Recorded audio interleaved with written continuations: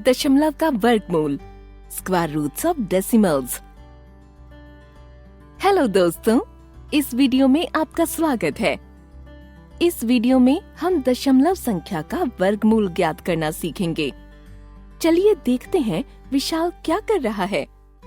विशाल की गेंद छत पर चली गई है, जिसे वापस लाने के लिए उसने दीवार से एक सीढ़ी इस प्रकार लगा दी है। छत की ऊंचाई 5.5 मीटर है और सीढ़ी की लंबाई 7.3 मीटर है। क्या आप बता सकते हैं कि विशाल ने सीढ़ी को दीवार से कितनी दूरी पर लगाया है? यदि हम आकृति को ध्यान से देखें तो पाएंगे कि यहाँ एक समकोण त्रिभुज बन रहा है। चलिए इसे त्रिभुज ABC नाम देते हैं।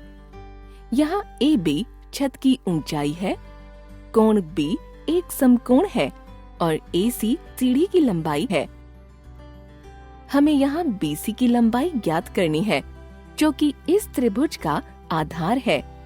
मान लीजिए इसका मान x है। हम x का मान कैसे ज्ञात करेंगे? पाइथागोरस प्रमेय के अनुसार कर्ण का वर्ग आधार और लंब के वर्गों के योग के बराबर होता है। समकोण त्रिभुज ABC के लिए हम लिख सकते हैं, इसे हम ऐसे भी लिख सकते हैं। सभी का मान रखने पर हमें मिलेगा x घात 2 बराबर 23.04। लेकिन हमें x का मान ज्ञात करना है। इसके लिए हमें संख्या 23.04 का वर्गमूल ज्ञात करना होगा। हम यह भागफल विधि से करेंगे। यह भाज्य है, यहाँ हम भाजक को लिखेंगे और यहाँ भागफल को लिखा जाएगा। इस विधि द्वारा प्राप्त भागफल ही इस संख्या का वर्गमूल होगा। सबसे पहले हम संख्या 23.04 पर बार लगाएंगे। यहाँ पर दो भाग हैं। एक भाग में पूर्ण संख्या है और दूसरे में दशमलव संख्या है।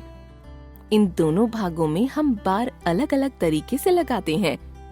पूर्ण संख्या में हम इकाई स्थान से शुरुआत करते हुए बाईं तरफ अंकों का युग्म बनाकर उन पर बार लगाते हैं। यहाँ 23 पर एक ही बार लगेगा। दशमलव संख्या में बार लगाने के लिए हम दशमलव से शुरू करते हैं और दाईं तरफ अंकों का युग्म बनाकर बार लगाते हैं।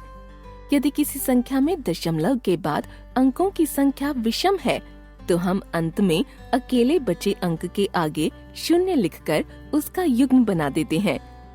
ध्यान दीजिए कि दशमलव संख्या के अंतिम शून्येतर अंक के बाद शून्य जोड़ने पर संख्या के मान में परिवर्तन नहीं होता है।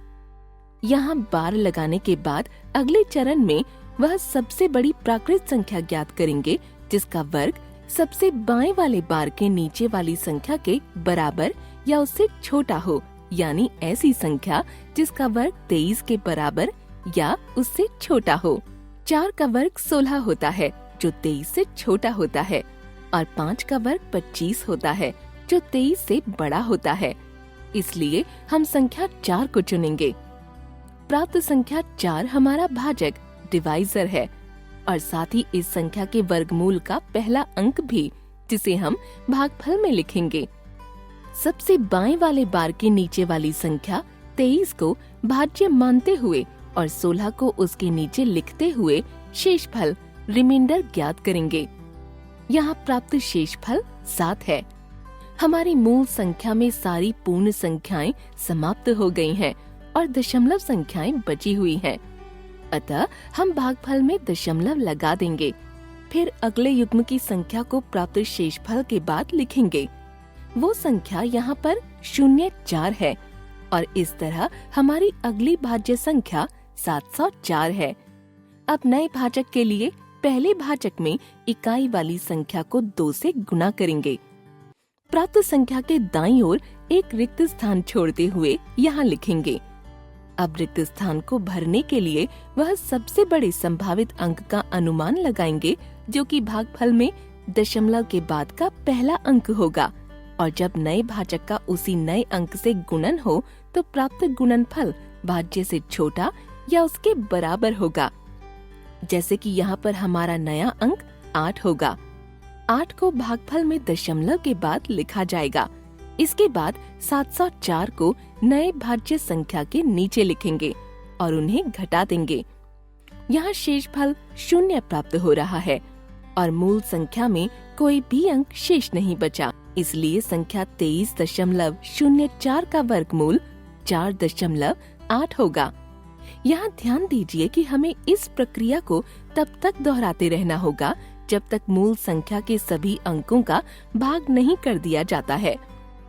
अगर अंत में शेषफल 0 आ जाता है तो भागफल इस दी गई संख्या के वर्गमूल के बराबर होगा।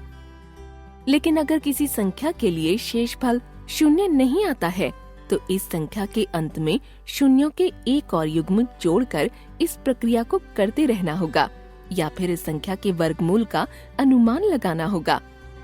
इससे हमें x का मान 4.8 प्राप्त हुआ। इसका मतलब है कि विशाल ने छत पर चढ़ने के लिए सीढ़ी को दीवार से 4.8 मीटर की दूरी पर लगाया है। तो इस वीडियो में हमने दशमलव संख्या का वर्गमूल ज्ञात करना सीखा। अगली वीडियो में हम इससे जुड़े उदाहरण देखेंगे। धन्यवाद।